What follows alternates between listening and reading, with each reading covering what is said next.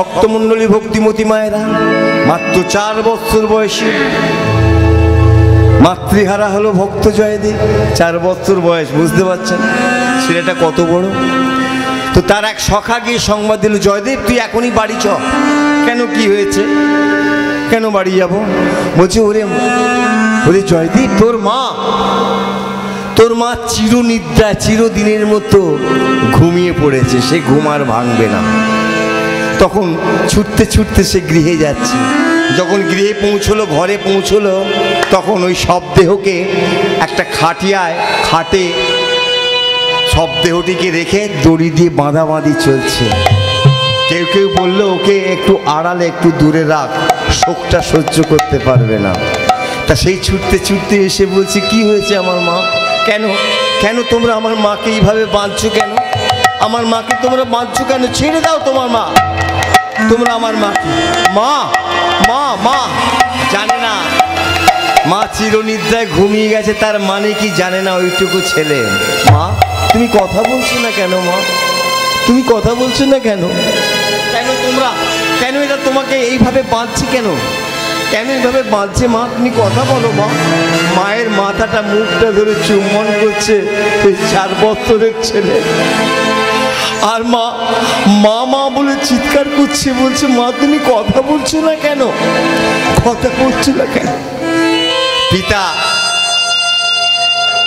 তার পিতা ভোজদেব ছেলেটাকে জড়িয়ে ধরলো, বুকে জড়িয়ে দিয়ে বলছি, ওরে বাবা, ওরে জয়দেব, অমন করে তোর মাকে ডাকিস না রে। তোর মা এই ইহলোক ছেড়ে পরলোকে চলে গেছে। বাবা ছোট্ট ছোট্ট হাতে, ছোট্ট মুখ, ছোট্ট শিশুর চেহারা। বাবা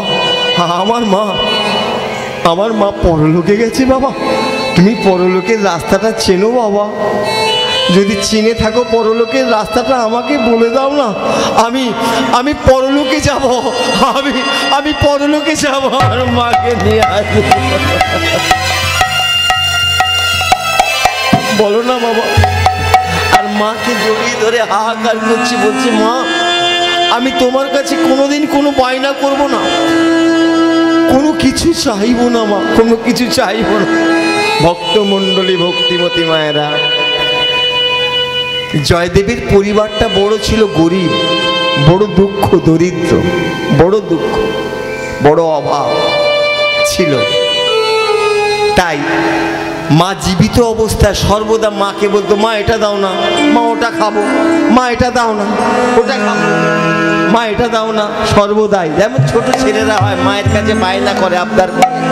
কখনো কখনো মা বামাদেবী বিরক্ত হয়ে বলতো, চুপ কর হতভাগা, চুপ কর, সবসময় এটা দাও না, ওটা দাও না। আমি কোথায় পাবো? ওরে জয়দেব, তোর বাবা কি অত রোজগার করে? তুই যা চাইছিস সেটা আমি কোথায় পাবো তোকে দেব? সেই কথাগুলো মনে পড়ে যাচ্ছে। তাই মায়ের মৃত দেহটা জড়িয়ে ধরে জয়দেব বলছে, মগো আমি তোমার কাছে কোনোদিন আর কিচ্ছু চাইব না, কোনোদিন কিচ্ছু চাইব না, শুধু তুমি একবার আমায় জয়দেব বলে ডাকো মা, জয়দেব বলে ডাকো। ভক্তমণ্ডলী ভক্তিমতী মায়েরা, এইভাবে মাতৃহারা হয়ে গেল। ছেলেটাকে জড়িয়ে ধরে বাবা বলছে, চিন্তা করিস নি রে জয়দেব, তোর জন্য আমি আছি। মৃত্যু হবার পূর্বে মা বামাদেবী নিজের স্বামীর হাত দুটো ধরে বলেছিল স্বামীকে, আমি জানি, স্বামীকে বলছে, আমি জানি আমার আর বেশি দিন আয়ু নেই এই পৃথিবীর মাটিতে, আমি খুব শিগগিরই চলে যাব। যেহেতু চলে যাব, আমার মন বলছে আমি আর থাকবো না, তবে দুটো কথা তোমাকে দিতে হবে স্বামী। বলো। স্বামী স্ত্রীকে প্রশ্ন করে, বলো কি তুমি বলতে চাও? দুটো কথা হলো, এক, আমি তো চলে যাব, নিশ্চিত আমার মৃত্যু হবে, আমার মৃত্যুর পর তোমাকে কথা দিতে হবে, তুমি যেন অন্য কোনো নারীকে বিবাহ করো না, আর কাউকে বিবাহ করো না।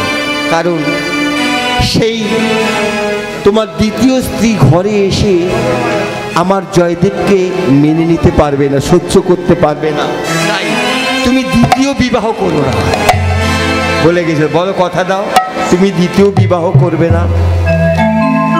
আর দ্বিতীয় শর্ত কি? বললো আমি তো চলে যাব, আমার এই জয়দেবকে তুমি মনের মতো করে মানুষ করো, পণ্ডিত শ্রেষ্ঠ করো, সমাজে তার যেন খ্যাত হয়, আর এই শহরে সমাজে গ্রামে সে যেন সব থেকে কৃষ্ণ ভক্ত হয়, কৃষ্ণ ভক্ত। কথা দাও তুমি শ্রেষ্ঠ কৃষ্ণ ভক্ত করবে আমার জয়দেবকে। কথা দিয়েছিল তার স্বামী ভোজদেব। এইভাবে সেই দিন থেকে তার পিতা হলো তারই মাতা, তারই পিতা, মায়েরও কাজ করে পিতারও কাজ করে। এইভাবে দিন কাটছে, মাতৃহারা হয়েছে। বেশ কিছুদিন যখন হয়ে গেছে, শোকটা কমে গেল, একটু একটু করে অনেকটা মায়ের কথা ভুলে গেল ভক্ত জয়দেব, অনেকটা ভুলে গেল গো মা। ছোট ছেলে তো, বেশ কিছুদিন হয়েছে, শোকটা ভুলে গেছে, আস্তে আস্তে মায়ের কথা ভুলে যাচ্ছে। তাহলে মা কথা দিয়ে গিয়েছিল ছেলেকে শ্রেষ্ঠ পণ্ডিত ব্রাহ্মণ করতে হবে, ব্রাহ্মণ ঘরের সন্তান লেখাপড়া শেখাতে হবে।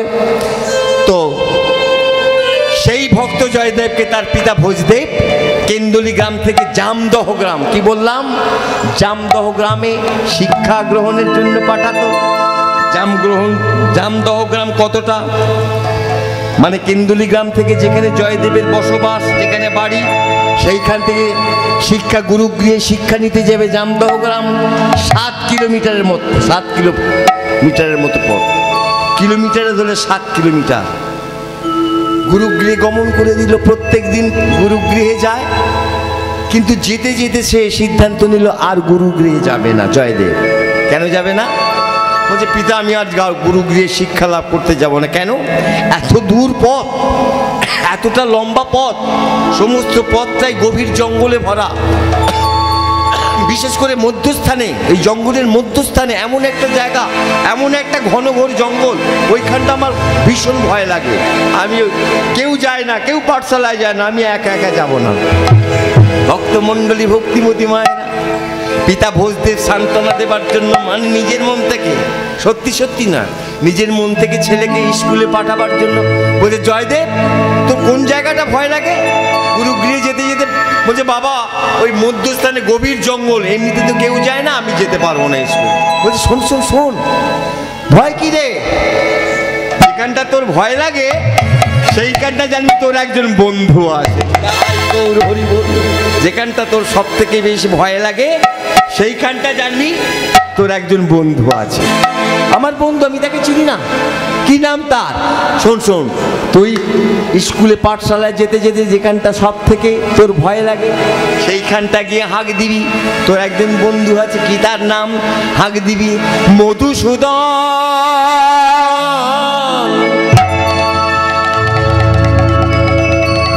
মধুসূদন,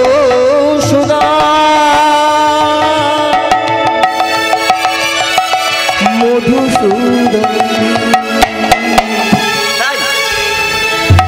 ওখানে আমার একটা বন্ধু আছে, তার নাম মধুসূদন। বাবা বাবা, কিন্তু আমি তো তাকে দেখিনি, তুমি বলছো বন্ধু? বলছে হ্যাঁ রে, বাবা এমনি বলেছে, ছোট্ট ছেলে স্কুলে তো যাবে না, পড়াশোনা করবে না, ব্রাহ্মণের ছেলে লেখাপড়া শিখতে হবে, নাহলে তো যাবে না। বলছে তোর একটা বন্ধু আছে, দেখবি খুব তোর মনের মতো, তাকে ডাকবি, তুই তাকে পেয়ে যাবি, বা তাকে ডাকলে তোর আর সেইখানে ভয় লাগবেই না। তাই বলছে ভালোই হলো। পরের দিন ওই 4 বছরের ছেলে জয়দেব, মা মরে গেছে 4 বছরে, দেখতে দেখতে মায়ের শোক ভুলতে ভুলতে ভুলতে ভুলতে আরো 2 বছর পার হয়ে গেছে, অর্থাৎ 6 বছর বয়সে, 6 বছর বয়স থেকে গুরুগৃহে পাঠশালায় যেতে আরম্ভ করলো। মায়েরা মন দিয়ে শুনবেন যে কজন আছে, 6 বছর বয়সে গুরুগৃহে যেতে আরম্ভ করলো। যখন বলে তার গভীর জঙ্গলে তার বন্ধু আছেন, মাধব নাম, মধুসূদন নাম। পরের দিন সকাল সকাল যে সময় স্কুলে মানে গুরুগৃহে যায়, আরও আগে বেরিয়েছে, কি আনন্দ, চান সেরে খাওয়া, চান টান করে খেয়ে দে আরও আগে বেরিয়েছে। আমার বন্ধু আছে মধুসূদন, হ্যাঁ যাচ্ছে, সেই স্কুলে যাচ্ছে, আর মুখে আছে বাবা মা ছোটবেলা থেকে যে কীর্তন শিখিয়েছিল, ভগবানের গোবিন্দের নাম কথা শিখিয়েছিল, স্কুলে যাচ্ছে, আর বদনে মধুসূদন দাদা আছে, দেখা করতে হবে, হ্যাঁ যাবো, ডাকবো। রওনা দিল বাড়ি থেকে, পাঠশালায় যাচ্ছে, কি আনন্দ, পাঠশালায় যাচ্ছে। আমি হরি বলবো রাধা মদন মোহন ফেরবো, আমি হরি রাধা মদন মোহন ফেরবো, আমি হরি বলবো, আমি এই মতো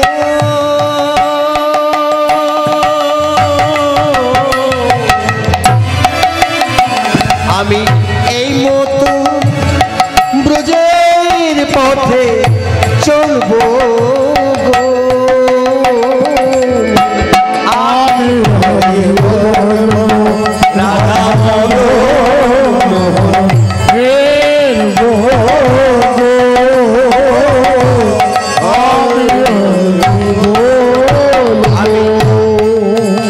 আমি যাব গো ব্রজেন্দ্রপুর।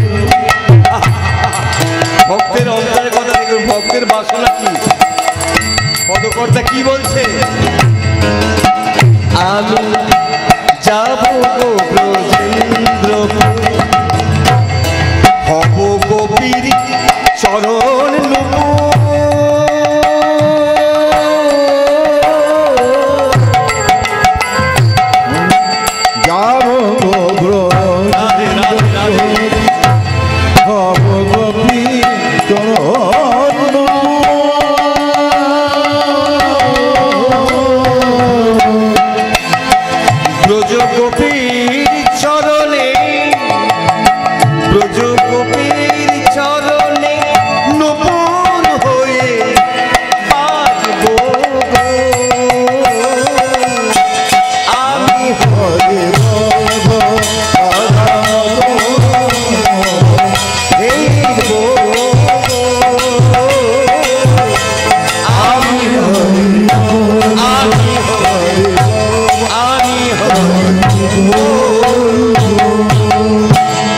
গোবিন্দের কীর্তন করতে করতে, ভজন করতে করতে যে জায়গাটা বেশি পায়, পাঠশালায় যেতে যেতে, গুরুগৃহে যেতে যেতে, সেই জায়গায় এসে হাজির হয়েছে।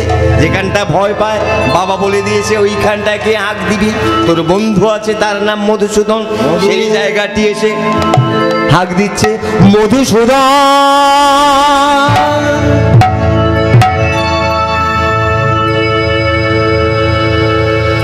কই, কেউ তো নেই। বাবা বললো এখানে আমার বন্ধু আছে মধুসূদন, দেখি ওদিকটা যাই। মধুসূদন মধুসূদন মধুসূদন,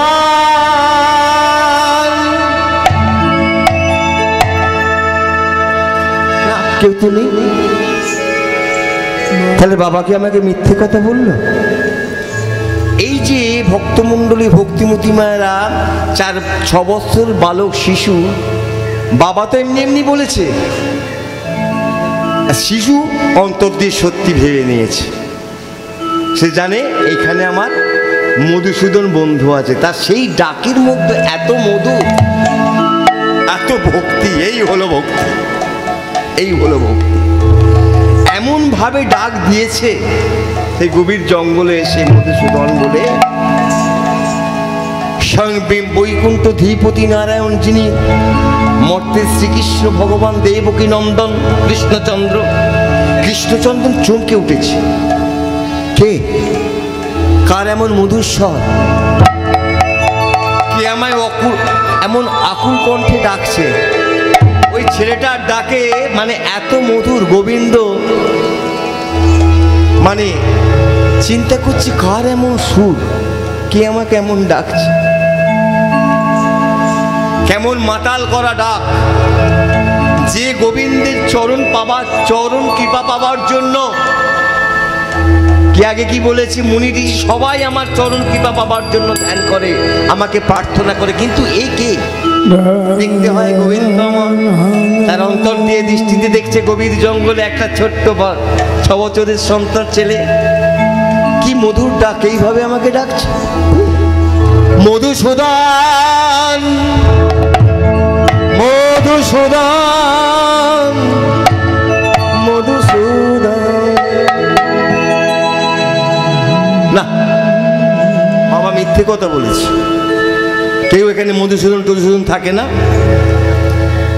কেউ থাকে না। একবার আমি বাড়ি যাই, কাল থেকে কোনোদিন আর আমি আসবো না, কোনোদিন আসবো না, কেউ নেই। বাবা মিথ্যে কথা বলেছি। ভগবান গোবিন্দ আমার চিন্তায় পড়ে গেছে, দেখো সর্বনাশ, যে ভক্তরা প্রার্থনা করে আমাকে পায়, আমার কৃপা পায়, সেই ভক্তির অন্তরে আমি আঘাত দেব? যাব কি যাব না? শ্রী গোবিন্দ চিন্তায় পড়ে গেছে, আর বারবার মধুসূদন মধুসূদন বলে ডাকছে আকুল কণ্ঠে। ভগবান আর স্থির থাকতে পারলেন না, বলছে, তিনি কি করলেন, তিনি নিজে এলেন না, তিনি বংশীর ধ্বনি করলেন। বংশীর ধ্বনি করেছেন, শ্রী গোবিন্দ বাঁশি বাজাচ্ছে। আরে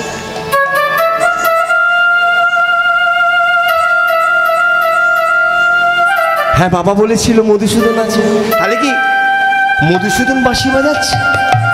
হ্যাঁ, এত মধুর মধুর সুর, এত মধুর সুর। ভক্তমণ্ডলী, ভক্তিমতী মায়েরা আপ্লুত নয়নে আকুল কণ্ঠে সেই গোবিন্দের বংশীর ধ্বনি শুনছে। একটা কথা আমি আপনাদের বলি, আমার গুরুদেব খুব এই গানটি করেন, আপনারা শুনেছেন মনে হয়। একটা প্রশ্ন করি আপনাদের কাছে, শ্রীকৃষ্ণ এসেছিল কোন যুগে? দাপর যুগে।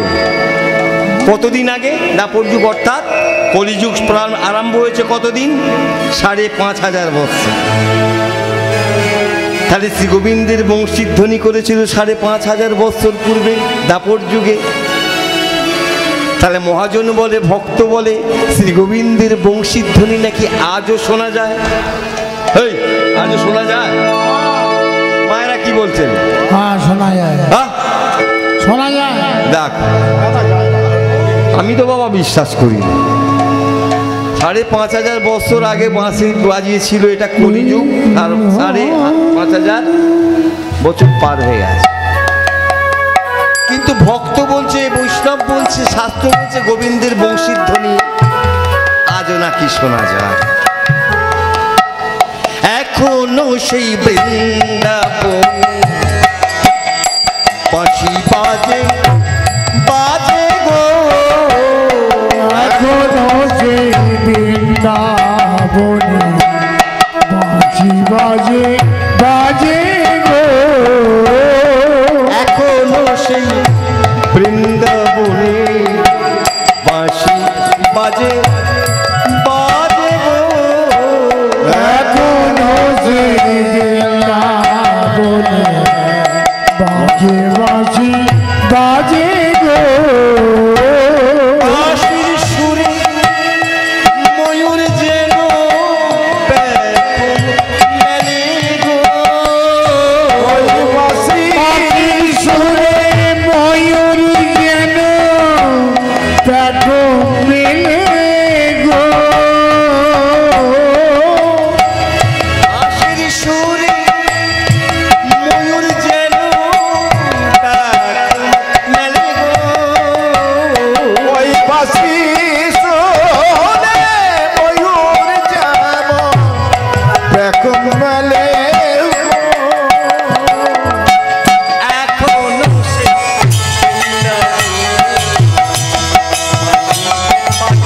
বাজে গো, এখনো সেই বৃন্দাবনে বাজে বাঁশি বাজে গো, এখনো সেই বৃন্দাবনে বাজে বাঁশি বাজে গো, বৃন্দাবনে কোঠের ধেনু, বৃন্দা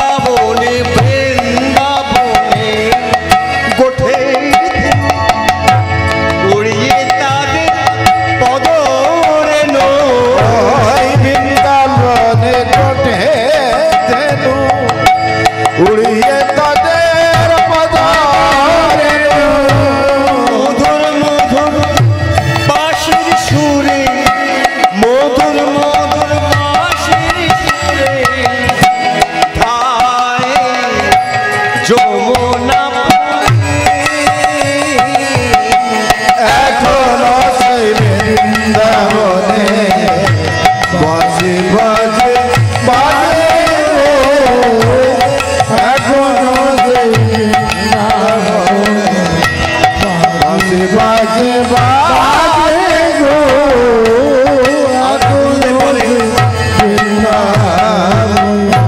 আমাদের গুরুদেব কাছে শিখেছি তো,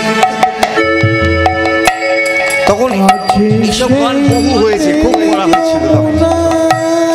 বৃন্দাবনে বাঁশির সুর এইভাবে শোনা যায় মা। যদি কোনো ব্যক্তির মধ্যে সেই সাধন ভজন থাকে, যদি আপনাদের মধ্যে সাধন ভজন থাকে, পদকর্তা বলছে, গুরুদেব বলছে, শ্রী গোবিন্দের ৫,৫০০ বছর পূর্বে বংশীধ্বনি শোনার জন্য নিজেকে তৈরি করতে হয়। কোন শক্তি, কোন শক্তি হলে গোবিন্দের বংশীধ্বনি শোনা যায়? ভজন গুণে সেই তো শোনে, ওই ভজন গুণে সেই তো শোনে, ভজন গুণে সেই তো শোনে, ওই ভজন গুণে সেই তো শোনে, বৃন্দাবনে বাঁশি বাজে, ওই ভজন গুণে সেই তো শোনে, এখনো বাঁশি বাজে বাজে গো, ওই এখনো সেই বৃন্দাবনে বাঁশি বাজে বাজে গো, এখনো সেই বৃন্দাবনে।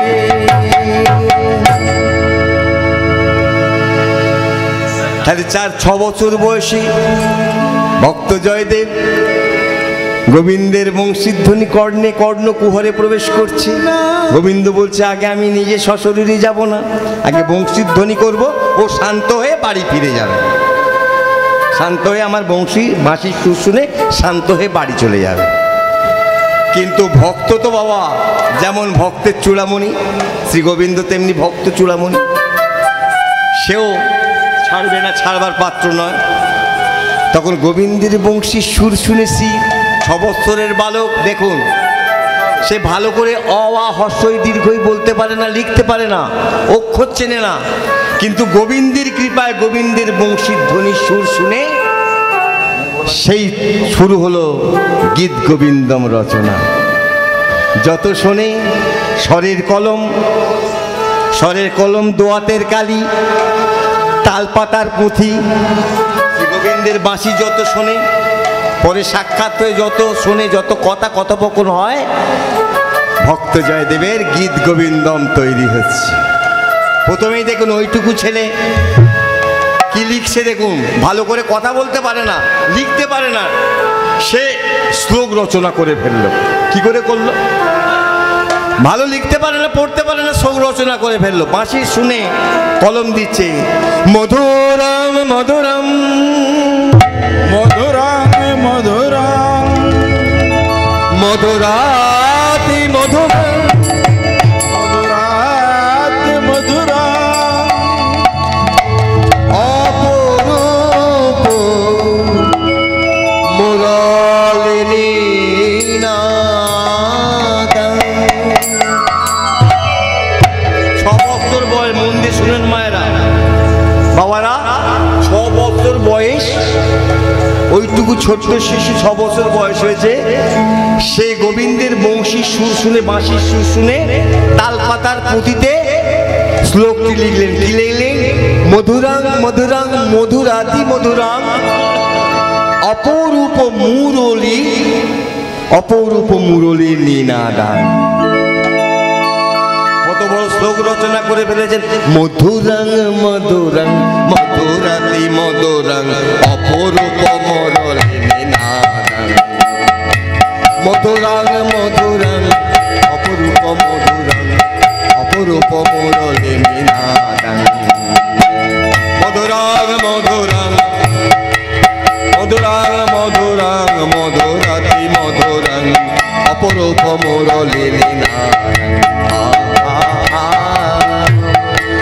মধুরাং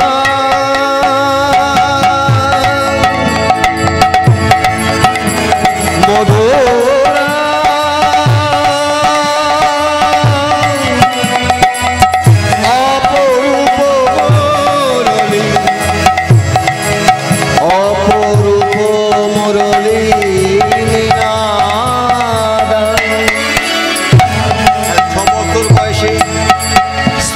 ফেলেছে যে ভালো করে বানানো করছে না গোবিন্দের কি বাঁশির সুর শুনে।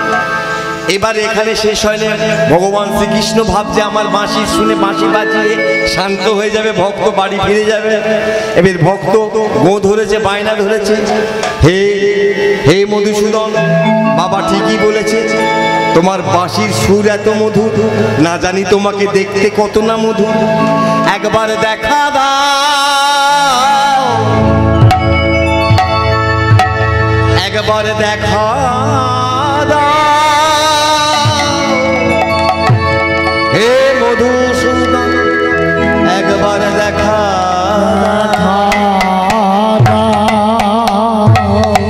এখন ভগবান শ্রী গোবিন্দ চিন্তায় পড়ে গেছে, দেখ ভাবলাম বাঁশির সুর শুনিয়ে বাঁশি বাজিয়ে শান্ত করে বাড়ি পাঠিয়ে দেবো, এখন বলছে তোমার বাঁশির এত সুর ভালো, তাহলে তুমি কত ভালো, তোমাকে কত না ভালো দেখতে। গোবিন্দ আমি তোমার দর্শন পেতে চাই, একবার সম্মুখ এসে দাঁড়াও, একবার সম্মুখ এসে দাঁড়াও। যখন বারবার ডাকছে আসছে না, বলছে দুধ তোর নিকুচি করেছে, এখানে কেউ মধুসূদন টধুসূদন থাকে না। সত্যি বাবা মিথ্যে কথা বলেছি, এখানে আশেপাশে কোনো গোপ বালক গোপ ছেলে আছে, বাঁশি বাজাচ্ছিল, ভালো বাঁশি বাজাতে পারে, সে বাঁশি বাজাচ্ছিল, এখানে কেউ মধুসূদন টধুসূদন থাকে না। গোবিন্দ চিন্তায় পড়ে গেছে, আমি ভক্তের অন্তরে কি করে আঘাত দেব, ভক্ত আমার, ভক্তই আমার পিতামাতা, ভক্তই আমার গুরু। ভগবান কি বলে, ভক্ত ভগবানের কাছে সব থেকে বড় প্রাধান্য, ভক্তই আমার মাতা পিতা, ভক্তই আমার গুরু, ভক্ত আমার গুরু, ভক্তই আমার নাম রেখেছেন বাঞ্ছা কল্পতরু, বাঞ্ছা কল্পতরু। তা আমাকে তো যেতেই হবে ওর কাছে, তাহলে আমি সশরীর তোর কাছে যেতে পারবো না, আমি ছদ্রবেশ ধারণ করে যাব। যখন রেগে গেছে আমি আর কোনোদিন স্কুলে যাব না, আসবো না, কেউ মধুসূদন থাকে না, বাঁশি কোনো গোপ বালক বাজাচ্ছিল, ভালো বাঁশি বাজাতে পারে, আমি আর স্কুলে গুরুদেবের কাছে কোনোদিন শিক্ষা গ্রহণ করতে আসবো না। তখন ভগবান আমার কি করেছে, ভক্ত কবি জয়দেবের বয়স 6 বছর, মায়েরা কি অপরূপ লীলা মাধুর্য দেখুন, 6 বছর বয়স ভক্ত জয়দেবের, তাহলে ভগবান ভক্তকে বড় করবে। তাই যেহেতু জয়দেবের বয়স 6 বছর, ভগবান শ্রীকৃষ্ণ গোবিন্দ আমার 5 বছরের গোপ বালক সেজেছে, 5 বছর বয়স, ভক্ত 6 বছর বয়স, ভক্তের 6 বছর বয়স জয়দেবের, গোবিন্দ আমার 5 বছরের বালক সেজেছে, 5 বছরের বালক সেজে আজ জয়দেবকে কৃপা করছে। দেখুন যখন রেগে মেগে বাড়ি চলে যাচ্ছে, কেউ এখানে মধুসূদন থাকে না, বাবা মিথ্য কথা বলেছে, তখন রেগে মেগে চলে যাচ্ছে, তখন পিছন থেকে 5 দেবের গোবিন্দ আমার 5 বছরের গোপ বালক সেজে, মানে রাখাল সেজেছে, রাখাল বালক সেজে এসে পিছন থেকে ডাক দিচ্ছে, দাদা গোসাই, দাদা গোসাই, দাদা গোসাই, দাদা গোসাই, দাদা গোসাই। 6 বছরের ভক্ত জয়দেব পিছন ফিরে তাকিয়ে দেখছে, পিছন ফিরে তাকিয়ে দেখছে একটা রাখাল ছেলে তাকে দাদা গোসাই বলে ডাকছে, সম্বোধন করে তার কাছে আসছে, আরে এই রাখাল ছেলে। ভক্ত বলছে ভগবানকে তিনি চিনতে পারেনি, কে এসছে, স্বয়ং গোবিন্দ এসে সম্মুখে দাঁড়িয়েছে, আরে এই রাখাল ছেলে, তুই কে রে? তুই আমাকে দাদা গোসাই বলে ডাকলি কেন, তুই কে? কেন ডাকবো না, তুমি আমার থেকে বয়সে বড়। গোবিন্দ আমার বলছে তুমি আমার থেকে বয়সে বড়, আমি তোমার থেকে বয়সে ছোট, তাই তোমাকে দাদা গোসাই বলে সম্মান দিলাম। তুই আমার দাদা গোসাই বলে, তুই আমাকে চিনিস, তুই আমাকে জানিস, তুই আমাকে দাদা গোসাই বলে ডাকছিস? গোবিন্দ আমার রাখাল রূপী বালক ছেলে মনে মনে চিন্তা করছে, দেখ ভক্তের কথা দেখো, 6 বছরে আমার ভক্তের কথা দেখ, আমাকে বলছে তুই আমায় চিনিস, আমায় বলছে তুই আমায় জানিস, আমি ব্রহ্মা রূপে জগৎকে সৃষ্টি করেছি, আমি বিষ্ণু রূপে জগৎকে পালন করি, আমি ব্রহ্মা রূপে, আমি শিব রূপে ধ্যান করছি, একদিন সংহার করব, আর আমাকে বলছে তুই চিনিস, আমাকে চিনিস জানিস? গোবিন্দ মনে মনে করছে, বলছে না, বলছে ও দাদা গোসাই, আমি তোমাকে ভালোভাবে চিনি। তুই আমাকে চিনিস? হ্যাঁ চিনি। তোমার নাম দাদা গোসাই, তোমার নাম জয়, আমি তোমাকে দাদা গোসাই বলে সম্বোধন করলাম। তোমার নাম জয়দেব গোস্বামী, তোমার পিতার নাম ভোজদেব গোস্বামী, তোমার মায়ের নাম বামা দেবী, তোমার কেন্দুলি গ্রামে নিবাস, সেইখানেই থাকো। দাঁড়া দাঁড়া দাঁড়া দাঁড়া দাঁড়া দাঁড়া। গোবিন্দ রূপীর রাখাল বালককে বলছে, দাঁড়া দাঁড়া দাঁড়া। আরে তুই আমার ব্যাপারে তো অনর্গল মুখস্থ করেছিস, তুই আমার ব্যাপারে সব জানিস, কিন্তু আমি তো তোকে চিনি না, জানি না। গোবিন্দ বলছে, চিনবে কি করে? তুমি আমাকে এতদিন ডাকুইনি। গোবিন্দ রাখাল গোলাপ বলছে, তুমি এতদিন আমাকে ডাকুইনি, তাই আমি আসিনি। বেশ বেশ বেশ বেশ বেশ, আচ্ছা আচ্ছা, তোর নামটা কি রে? ভক্ত জয়দেব ভগবানকে জিজ্ঞেস করছে, এই রাখা ছেলে এদিকে এদিকে, তোর নামটা কি রে? তখন বিপদে পড়েছে, বলছে এই মরেছে, কি বলবো রে বাবা, হঠাৎ জিজ্ঞেস করেছি। শ্রী গোবিন্দ বলে, কি বলবো কি বলবো, ধরা পড়ে যাবো না তো ভক্তের কাছে, আমার চিনতে পেরে যাবে না তো, কি বলবো কি বলবো? নাম দাম দেখছে, আমার নাম আমার নাম আমার আমার নাম আমার নাম আমার নাম আমার নামই নেই, আমার নামই নেই, আমার নামই নেই, আমি আমার নাম তোমায় বলবো না। এখন ভক্ত জয়দেব মনে করে নিয়েছে ওর নাম আমি বলবো না। গোবিন্দ আমার বলছে, আমার আমার নাম বলে দিচ্ছে, আমার নাম আমার নাম আমার নাম আমার নাম আমি তোমায় বলবো না। বলছে, তোর মাতা পিতা মাতা কেমন রে? তোর পিতা মাতা একটা তোর ভালো নামও রাখেনি, নাম রেখেছে আমি বলবো না। বলছে, না না আমি বলবো না, নয় আমি আমার নাম তোমায় বলবো না, তুমি নিজের থেকে আমাকে একটা নাম দিয়ে দাও না। ভগবান ভক্ত জয়দেবকে বলছে, তুমি নিজে থেকে আমার একটা নাম দিয়ে দাও না। বলছে, আমি নাম দেবো, আমি নাম দেবো, বেশ বেশ বেশ, আমি নাম দেবো। কি নাম দেবো কি নাম দেবো কি নাম দেবো কি নাম দেবো? আমি তো কি নাম দেবো? কি নাম দিলেন মায়েরা? ভগবানের নাম দিলেন, যা নাম পূর্ব থেকে আছে ভগবানের। সে তো রাখাল ছেলের বেশ ধরে এসছে, চিনতে পারছে না, স্বয়ং গোবিন্দ তার কাছে এসেছে। তো কি নাম? বলছে, কি নাম দেবো কি নাম? আমি তোর নাম দিলাম নীল মাধব,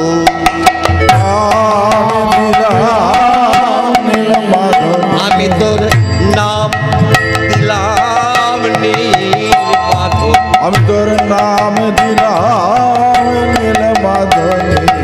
শোন শোন, এই রাখাল ছেলে শোন, আমি তোর নাম দিলাম নীল মাধব, কিন্তু অত বড় নামে আমি তোকে ডাকবো না, তোকে সহজে ডাকবো। কি নামে ডাকবো? তোর নাম দিলাম নীল মাধব, কিন্তু আমি তোকে মাধু বলে ডাকবো। যদিও মাধব বলে ডাকবো তোরে, নাম দিলাম নীল মাধব।